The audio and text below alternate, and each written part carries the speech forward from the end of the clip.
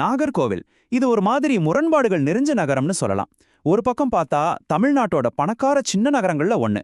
ஆனா இன்னொரு பக்கம் அடிப்படை வசதிகளுக்காக மக்கள் போராடிட்டு இருக்காங்க. வரப்போற தேர்தல்ல இந்த முரண்பாடு எவ்வளவு பெரிய தாக்கத்தை ஏற்படுத்த போதுங்கிறத பத்தி தான் நாம இப்ப பார்க்க போறோம். உங்களுக்கு ஒரு விஷயம் தெரியுமா? கேட்டா ஆச்சரியப்படுவீங்க. தனிநபர் வருமானத்தை வச்சு பார்த்தா நாகர்கோவில் தமிழ்நாட்டிலேயே ஒரு வசதியான சின்ன நகரம். காரணம், அங்க இருக்கிற பெரிய ஜவுளி கடைகள், உயர்தர மருத்துவமனைகள், அப்புறம் வெளிநாடுகள்ல குறிப்பா வளைகுடா நாடுகள்ல இருந்து வர்ற பணம். இது எல்லாம் சேர்ந்து தான் இந்த நகரத்தோட பொருளாதாரத்தை வலுவா வச்சிருக்கு. ஆனா இங்க தான் ஒரு பெரிய கேள்வி வருது. இவ்ளோ பணம் புழங்குற ஒரு ஊர்ல மக்கள் ஏன் குப்பை, குடித்தண்ணீர், சாக்கடைன்னு பேசிக் வசதிகளுக்காக கஷ்டப்படணும்? இந்த ஒரு கேள்விதான் நாகர்கோவிலோட அரசியலையே இப்போ தீர்மானிக்குது. வாங்க இதுக்குள்ள இன்னும் கொஞ்சம் ஆழமா போய் பார்க்கலாம். சரி, மேலோட்டமா பார்க்கறப்ப இவ்ளோ வசதியா தெரியிற இந்த நகரத்துக்குள்ள மக்களோட அன்றாட வாழ்க்கைய பாதிக்கிற 5 பெரிய பிரச்சனைகள் ஒளிஞ்சிருக்கு. அது என்னென்னு ஒன்னொன்னா பார்க்கலாம். இந்த அட்டவணையை கொஞ்சம் பாருங்க. இது வெறும் புள்ளி விவரம் கிடையாது, மக்களோட அன்றாட வேதனையோட தொகுப்பு. வளம்புரி விலையில 1.22 லட்சம் டன் குப்பை மலை மாதிரி குவிஞ்சு கிடக்கு.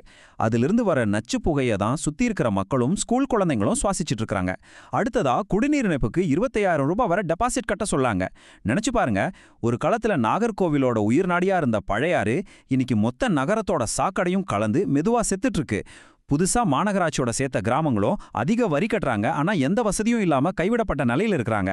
இது எல்லாத்துக்கும் மேல இந்த பகுதியோட அடையாளமா இருந்த ரப்பர் தொழில் கொஞ்சம் கொஞ்சமா அழிஞ்சிட்டு வருது. இந்த 5 பிரச்சனைக்கும் ஒரு பொதுவான காரணம் இருக்கு. இந்த பிரச்சனைகள் எல்லாம் தனித்தனியா தெரியலாம், ஆனா உண்மையில இதுக்கெல்லாம் காரணம் ஒரே ஒரு ஆழமான கட்டமைப்பு கோளாறு தான். நிபுணர்கள் இத முதிர்ச்சி அடையாத நகரமயமாக்கலின் பொறி அப்படின்னு சொல்றாங்க. இந்த முதிர்ச்சி அடையாத நகரமயமாக்கலின் பொறினா என்னன்னு கேக்குறீங்களா? ரொம்ப சிம்பிள்.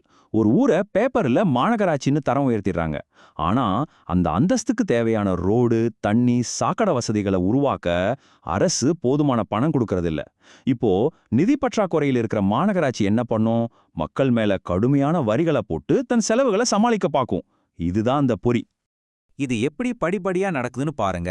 முதல்ல சுத்துப்பட்டுல இருக்கிற வசதி இல்லாத பஞ்சாயத்துகளை எல்லாம் சேர்த்து நாகர்கோவில மாநகராட்சியை அறிவிக்கிறாங்க. ஆனா அதுக்கு தேவையான நிதிய மாநில அரசு கொடுக்கறதில்ல. அதனால பணப்பற்றாக்குறைய சமாளிக்க மாநகராட்சி சொத்து வரியும் குடிநீர் டெபாசிட்டையும் தாறுமாறா உயர்த்துது. கடைசியில் என்ன நடக்குது? மக்கள் சென்னை மாதிரி பெரிய நகரங்களுக்கு கட்டுற வரியை கட்டுறாங்க, ஆனா அவங்களுக்கு கிடைக்கிறதோ ஒரு மூணாந்தர வசதி தான். இதுதான் அந்த பொறியோட நிஜமுகம். சரி, பிரச்சனையை நல்லா புரிஞ்சுக்கிட்டோம். இப்போ மக்கள் இதுக்கு என்ன தீர்வு எதிர்பார்க்கறாங்க, அவங்களோட அடுத்த தலைவர்கிட்ட இருந்து என்ன கேட்கறாங்கன்னு பார்ப்போம். இந்த கோரிக்கைகள்ல நாகர்கோவிலோட மொத்த மனநிலையும் தெரியுது. பழையாத்துல சாக்கடை கலக்கிறத நிறுத்தணுங்கிறது வெறும் சுற்றுச்சூழல் கோரிக்கை இல்ல, அது அவங்களோட ஆரோக்கியம், அவங்களோட பாரம்பரியம் சம்பந்தப்பட்டது. அதே மாதிரி குடிநீர் டெபாசிட்டை குறைக்கிறது அவங்க மேல இருக்கிற பொருளாதார சுமையை குறைக்கும். இதெல்லாம் சாதாரண கோரிக்கைகள் இல்ல, அவங்களோட அன்றாட வாழ்க்கைய மாற்றச் சொல்ற வேண்டுகோள்கள். ஆனா இங்க தான் ஒரு இன்ட்ரெஸ்டிங்கான விஷயம் இருக்கு. தலைமுறைக்கு தலைமுறை, இடத்துக்கு இடம், தேவைகளும் கனவுகளும் மாறுது. ஒரு பக்கம் நகரத்துல இருக்கிற ஜென்செட் இளைஞர்கள் நாகர்கோவில்ல ஐடி கம்பெனி வரணும், வேலைக்காக நாங்க வெளியூர் போகக்கூடாதுன்னு கேக்குறாங்க. ஆனா இன்னொரு பக்கம் ஊருக்கு ஒதுக்குப்புறமா இருக்கிற வார்டுகள்ல இருக்கிற பெண்கள் என்ன கேக்குறாங்க தெரியுமா? எங்களுக்கு ராத்திரியில நடக்க தெருவிளக்கு போடுங்க, குடிக்க நல்ல தண்ணி கொடுங்கன்னு கேக்குறாங்க. ஒரே நகரத்தோட 2 வெவ்வேறு முகங்கள் இது.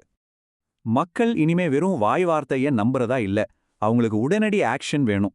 உதாரணத்துக்கு, புதுசா வர்ற எம்எல்ஏ பதவியேற்ற முதல் 100 நாள்ல அவரே முன்னாடி நின்னு பழையாத்துல கலக்கிற ஒரு சட்டவிரோத சாக்கடை குழாயாவது மூடி காட்டணும்னு எதிர்பார்க்கறாங்க. இது ஒரு குறியீட்டு நடவடிக்கை. அதாவது அவங்க உண்மையிலே அக்கறையா இருக்காங்கன்னு காட்டுறதுக்கு. அதே சமயம் குடிநீர் டெபாசிட் மாதிரி பிரச்சனைகளுக்கு ஒரு நிரந்தர தீர்வையும் ஒரு கட்டமைப்பு மாற்றத்தையும் கொண்டு வரணும்னு எதிர்பார்க்கறாங்க. இப்படி இவ்வளவு ஆழமான பிரச்சனைகள், மக்கள் மத்தியில இவ்வளவு தெளிவான எதிர்பார்ப்புகள், நாகர்கோயில் ஒரு முக்கியமான கட்டத்துல நிக்குது. இந்த நிர்வாக முட்டுக்கட்டைய உடைச்சு இந்த நகரத்தை வளர்ச்சி பாதைக்கு கொண்டு போக போறது யாரு? இந்த ஒரு கேள்விதான் வரப்போற தேர்தலோட மையப்புள்ளியா இருக்கு. அப்போ நம்ம புரிஞ்சுக்க வேண்டியது ஒன்னே ஒண்ணுதான். நாகர்கோவிலோட பிரச்சனை வெறும் குப்பையோ தண்ணியோ இல்ல, அதுக்கு மூல காரணம் நிர்வாக அமைப்புல இருக்கிற கோளாறு. அதனால வெறும் அறிகுறிகளுக்கு ட்ரீட்மெண்ட் கொடுக்கற ஒருத்தர் தேவையில்ல, நோயோட ஆணிவேர கண்டுபிடிச்சு அதை சரி செய்யற தைரியம் இருக்கிற ஒரு தலைவர் தான் இந்த நகரத்தோட தலையெழுத்தையே மாத்த முடியும். இந்த தேர்தல்ல மக்கள் இதை மனசுல வச்சுப்பாங்களா? பொறுத்திருந்து தான் பார்க்கணும்.